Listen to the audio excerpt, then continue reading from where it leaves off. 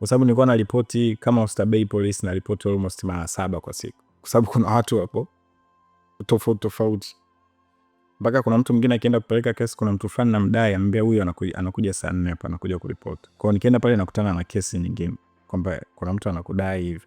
Watu wengine wakaanza kujua maybe labda polisi pale Oysterbay tayari nimeshakuwa niko common, labda kuna polisi labda nimewalipa, kwa hakuna kitu wananifanya, wakazipeleka kesi Central.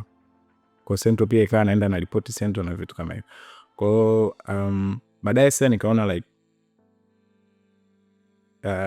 this is getting worse. Kwa nikamfuata yule jamaa nikamwelekeza na nini, nikamwambia basi mimi nitakavyokuwa tayari kuondoka nitaondoka. Akaniambia yani hapo bado unataka ujipange, kwamba unataka uende kawaje watu nini na nini. Ambaye mwanaume bana, twenzetu hapo Nairobi hatuhitaji hata visa one. Kwa yani vile ambavyo nilikuwa nimeenda kumuona ndo ambavyo tulitoka tukaondoka na kwenda Nairobi. Kwa na akaniambia tu kabisa tu ziache tu simu zako na nini, you don't want it.